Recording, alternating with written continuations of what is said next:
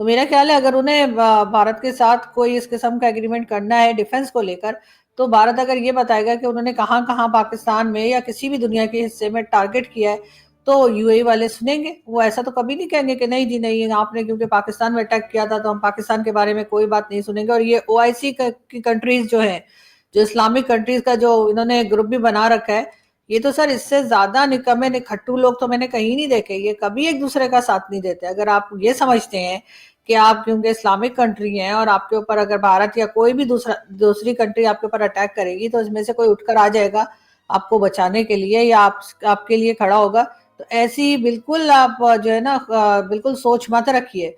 आपने देखा फलस्तीन में क्या हुआ, फलस्तीन की ईंट से ईंट बजा दी गई, लेकिन यूएई और बाकी जो गल्फ कंट्रीज है वो सिर्फ स्टेटमेंट देते रहे कि जी अब बहुत गलत किया है जी, इसराइल ने बड़ा गलत किया, नेतन्याहू ने बड़ा गलत किया। तो क्या ऐसे कहने से क्या जंग रुक गई, क्या वहां पे तबाही रुक गई?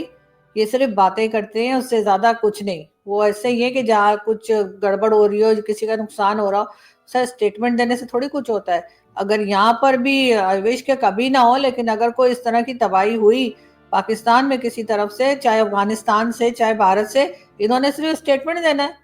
और उसके बाद वो जो अभी अभी भी एमबीएस जो है वो पता नहीं कितने मन कितने टन खजूरें भिजवा रहे हैं पाकिस्तान में। मैंने ये खबर भी देखी थी कि यहाँ पे जो जरूरतमंद है उनको खजूरें भिजवाई जा रही, तो वही वो खजूरें भिजवा देंगे, उससे ज्यादा सर कुछ नहीं होने वाला।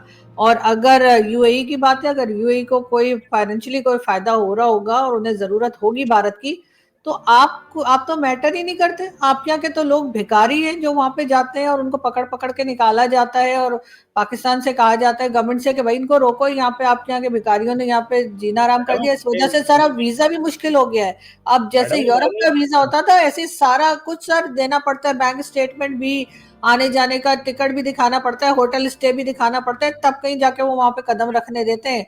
पता नहीं आप लोगों ने वहां पे भिखारी क्यों भेजने शुरू कर दिए, मुझे समझ नहीं आ रही सर, क्या चक्कर है? मैडम मुझे ये बताएं कि मतलब पाकिस्तानी साइंटिस्ट, इंजीनियर्स, डॉक्टर्स जो हैं वो भी काम कर रहे हैं वहाँ पे। पाकिस्तानी डॉक्टर्स अरब वर्ल्ड में मशहूर हैं। आप ये क्यों कह रही हैं कि भिखारी भिखारी कह रही हैं? और मैडम एक बात बताएं, आपका क्या ख्याल है हमारा और सऊदी अरब का जो ताल्लुक है वो खजूरों का है? अगर आप ये समझती हैं कि खजूरों के ऊपर ये ताल्लुक चल रहा है, तो फिर अगर ऐसी बात है तो इतना बड़ा जो सऊदी अरब मुल्क है, 80 अरब डॉलर दिफाई बजट है, उसको पाकिस्तान से सिक्योरिटी चाहिए। वो पाकिस्तान को कहता है कि आओ अरब वर्ल्ड की सिक्योरिटी में किरदार अदा करो। आप कह रही हैं खजूरों पे ताल्लुक चल रहा है। मतलब इसको मैडम आप कैसे एक्सप्लेन करेंगी? और जो आपने पहले कहा मैडम कि पाकिस्तानी जो है वहाँ भीख मांगने चले जाते हैं, भीख भीख भीख, मतलब भीख के अलावा अगर फॉर एग्जांपल 100 बंदा जाता है, बीच में कोई 10 भिखारी भी हैं, हर तरह का मुआशरा है, हर तरह के लोग हैं, तो आपने उस ताल्लुक को इस एंगल से क्यों सिर्फ जोड़ रही हैं? आपको नहीं लगता कि वो जो बाकी लोग वहां पे अच्छे से कंट्रीब्यूट कर रहे हैं, they are also an asset and we should look at that? क्या कहेंगी मैडम?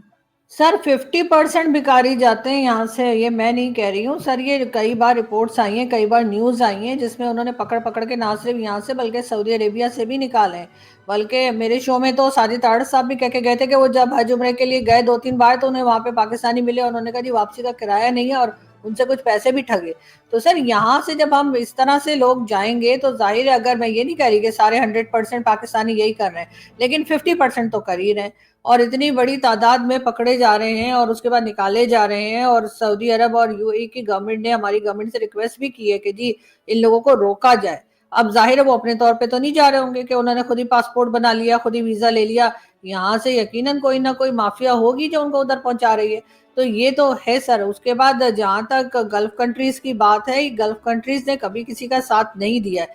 पाकिस्तान पे भी जब जब मुसीबत पड़ी है, जब इन्हें पैसा चाहिए हो या कोई और तरह की मदद चाहिए हो, सर ज्यादातर हमारी मदद जो है वो या तो चाइना ने की है या फिर वर्ल्ड बैंक, आईएमएफ या सर दूसरी कंट्रीज ने की है। हाँ, गल्फ कंट्रीज कभी कभार देती है सर। सऊदी अरेबिया ने जो $3 बिलियन दिए थे तो क्या कहा था, 72 आवर्स में वापस करने पड़ेंगे, और बस सिर्फ देखना है, टच नहीं करना इन डॉलर्स को। और उसके बाद जब मांगे थे तो सर कैसे भागते हुए हम चाइना गए थे और हमने चाइना से जाकर कहा कि हमें सऊदी अरेबिया को पैसा वापस करना है तो आप दे दीजिए।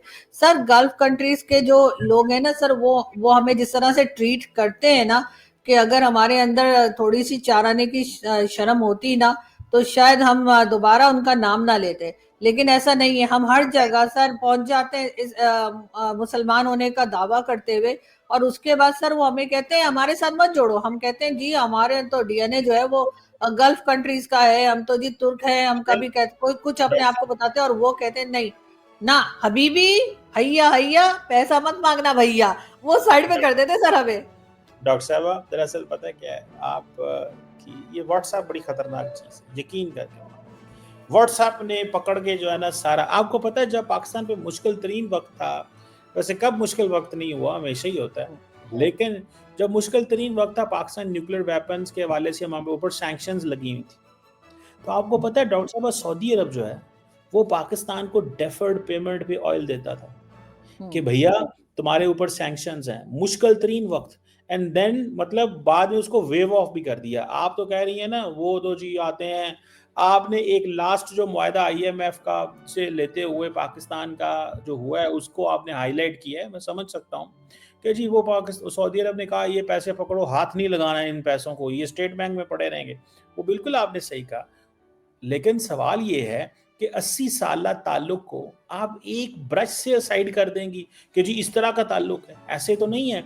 माजी में पाकिस्तान को जब भी सऊदी अरब की डिप्लोमेटिक, पॉलिटिकल, फाइनेंशियल सपोर्ट की ज़रूरत पड़ी तो हमेशा पाकिस्तान के साथ वो खड़े हुए, इंगेज हुए, कभी कर्जा लेना पड़ा तो कर्जा लिया। यही हमारे ताल्लुक क्योंकि डिफरेंट हैं, मैं इस बात को समझता हूँ हमारी एलीट ने भी इस ताल्लुक को मिसयूज़ किया, मैं I agree with you on that partially. लेकिन अगर ये कहा जाए कि वो हमें ताल्लुक को खजूरों की बुनियादों पे देखते हैं जो आपका मौक़िफ़ है, या ताल्लुक को इस एंगल से देखा जा रहा है, तो मैं समझता हूँ डॉक्टर साहब ऐसे नहीं है। मैं समझता हूँ कि सऊदीज़ हमारे बड़े पार्टनर हैं। हाँ, इस तरह के एलिमेंट्स हर जगह होते हैं। ये जो फ्रॉडिये होते हैं, झूठे लोग होते हैं, ये आपको मुझे ये बताएँ क्या भारत से नहीं लोग सर, एक सेकंड सर, जब दोबारा सऊदी अरब को इन्वेस्टमेंट करनी होती है तो सर वो भारत में करता है। सर एक भारत सेकंड, एक second, just just one second. मैं वैसे और बात करने लगा था, भारत का नाम आया, आपने मुझे कहा नहीं ऐसी कोई बात नहीं करनी। मैडम, मैं ये कह रहा हूँ कि भारत, बांग्लादेश, नेपाल या इस खित्ते के लोग जो हैं और कोई क्राइम नहीं करते। पाकिस्तान अकेला क्रिमिनल है, जो कि नहीं होना चाहिए। मैं आपसे एग्री करता हूँ इस चीज़ से, आपकी बात बिल्कुल 100% 100 आने ठीक बात कर रही हैं, नहीं होना चाहिए। लेकिन अगर हम ये कह दें कि नहीं डॉक्टर, इंजीनियर और बाकी लोग जो बिज़नेस करते हैं, वो तो हैं ही कोई नहीं और ये भिखारी हैं जो जा रहे हैं और भिखारियों, हाँ, भिखारियों का अपना एक नुकसान है, वो हमारे लोग भी करप्ट हैं, वहाँ पे जाके तंग भी करते हैं, वो गलत है। लेकिन इस ताल्लुक को ऐसे कह देना और फिर और मुल्कों के कभी कोई नहीं 2 नंबर लोग वहाँ पकड़े गए मैडम। बिल्कुल दरअसल मैं बिल्कुल। सिर्फ ये कह रहा हूँ कि हमें इस चीज़ को इस एंगल से देखना चाहिए कि हमारे ताल्लुक में, आपको पता है, you will be shocked to know because मैं पढ़ाता रहा हूँ यूनिवर्सिटी, आपको पता है पाकिस्तानी टीचर्स हज़ारों की तादाद में सऊदी अरब में पढ़ाते हैं, हज़ारों की तादाद में, और यहाँ से छोड़ के गए हैं। इंडिया से भी हज़ारों लाखों की तादाद में मिडल ईस्ट में पढ़ा रहे हैं। सर आप मैंने उन ये नहीं कहा कि 100% ऐसा हो रहा है, मैंने आपसे कहा कि तो बोलिए 50%। आपने सर 50% इज बिग नंबर। और सर मैं दूसरों के पाप गिनाने से अपने पाप नहीं धुलते। वो दूसरी बात ये कि हर कंट्री से जा रहे होंगे, लेकिन सर हमारे से कुछ ज्यादा ही जा रहे हैं, ये बात भी आपको माननी पड़ेगी।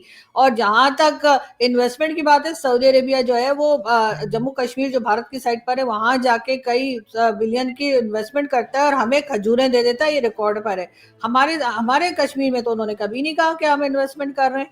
तो सर बात सारी ये है कि ये ऐसा कहना कि नहीं जी हमारे यहाँ से तो ऐसा हो ही नहीं रहा है, हमारे यहाँ तो सारे काबिल और पढ़े लिखे लोग ही वहां जा रहे हैं, नहीं ऐसा नहीं है। हमारे यहाँ से तकरीबन 50% भिखारी भी वहां पे पहुंच रहे हैं। अब पहले शायद पकड़े नहीं जाते थे, अब पकड़े भी जा रहे हैं। तो इस वजह से ये खबर जो है हर जगह पहुंच गई है और पाकिस्तान की रेपुटेशन खराब हुई है। अब आप मुझे बताइए, क्या कभी उन्होंने कहा कि बांग्लादेश, भारत या फिर अमेरिका, कनाडा, जापान, कहीं से उन्होंने कहा कि भिखारी आ रहे हैं और हमें कहा गया हो कि जी वहां से ना आने दें? ये चीज तो उन्होंने पाकिस्तान के लिए कही है। तो सर ऐसा नहीं है कि पाकिस्तान से कोई अच्छे लोग नहीं जा रहे, सर अच्छे भी जा रहे हैं। और जहां तक भिखारियों की बात है तो सर हमारे यहाँ से तो सर सूट टाइप पहनकर और बाकायदा सरकारी जहाज में भी जो जाते हैं लोग, वो भी भीख ही मांगने जाते हैं ना। सऊदी अरब से कभी कहते हैं इतने बिलियन का हमें ऑयल दे दो फ्री में, या कर्जे पे दे दो, या उधार दे दो, सर वो भी भीख ही होती है। अगर वो भीख मांग रहे तो अगर आम पब्लिक बेचारी पहुंच गई और वो सीधे सीधे भीख मांग रही, उनको तो चाहिए हर तरह के भिखारी बंद करे उन्हें। दोस्तों, सऊदी अरब और भारत के बढ़ते रिश्ते यानी कि दोनों देशों के बीच नज़दीकियां इस समय चरम पर है और सऊदी अरब को अगर कोई भी डील करनी होती है तो वो भारत की तरफ देखता है, ना कि पाकिस्तान की ओर। और इस वीडियो में आपने देखा कैसे आरजू काज़मी जी ने कमर चीमा को मुंह तोड़ जवाब दिया है और पाकिस्तान की पूरी पोल खोल के रख दी है। वहीं अगर बात की जाए दोस्तों, पाकिस्तान एक ऐसा देश है, इसके चाहे लोग आवाम हो और चाहे इनके नेता हो, ये जब भी सऊदी अरब या फिर आप ये मान के चलिए सऊदी अरब ही नहीं किसी भी देश में अगर जाते हैं तो वहाँ पर ये मांगने ही जाते हैं। और इसीलिए सऊदी अरब ने इन पाकिस्तानियों के वीज़ा भी बैन कर रखे हैं और इनके यहाँ से ज़्यादातर संख्या में भिखारी आते हैं, यानी कि पाकिस्तान से ये सूट बूट पहन कर निकलते हैं लेकिन सऊदी अरब में जाकर ये वहाँ पर भीख मांगते हैं। और सऊदी अरब ने इसके लिए पाकिस्तानियों को कई बार लताड़ा भी है और इसके बावजूद भी ये बाज नहीं आते। तो आपने देखा कैसे कमर चीमा यहाँ पर आरजू जी की बातें सुनकर दहल उठा है और इसने इस वीडियो में बार बार बोला है कि आरजू जी, आप हमें यहाँ पर बेनकाब क्यों कर रही है और आप एक ही बात को लेकर क्यों बैठी है। तो यहाँ पर चीमा साहब, आपको अपने पाकिस्तान की जो हालत है उसको समझना पड़ेगा। आपके लोग जो कर्म कांड करते हैं दूसरे देशों में जाकर, उसके ऊपर भी आपको बात यहाँ पर कबूल करनी होगी, क्योंकि आपके देश के लोग, आपके देश के लोगों ने ही, आपके नेताओं ने, आपके मंत्रियों ने आपके देश का नाम खराब किया है और फिर आप लाकर सारी बातें भारत पर थोप देते हैं। ये कब तक चलेगा? आपको अपने देश को सुधारने की ज़रूरत है, क्योंकि भारत तो इस समय वैसे ही काफ़ी तरक्की कर रहा है और आने वाले 10 सालों में और भारत एक नई ऊंचाई पर पहुंच जाएगा। लेकिन आपका देश चारों ओर से दुश्मनों से इस समय घिर चुका है और इस पर भी आरजू काज़मी जी ने बोला है कि अगर भारत और पाकिस्तान की जंग होती है या फिर आप अफ़गानिस्तान और पाकिस्तान की ही जंग होती है या किसी भी देश के साथ पाकिस्तान की जंग होती है तो उसमें सऊदी अरब इनका साथ नहीं देगा। ये खुलकर आरजू काज़मी ने चीमा को बता दिया है और चीमा को इस बात पर यहाँ पर मिर्ची भी लगी है। दोस्तों, आपकी क्या राय है कमेंट बॉक्स में ज़रूर बताएं और अगर आप चैनल पर नए हो तो चैनल को ज़रूर सब्सक्राइब करें, क्योंकि आपको हमारे इस चैनल पर इसी तरीके की वीडियो मिलती रहेगी।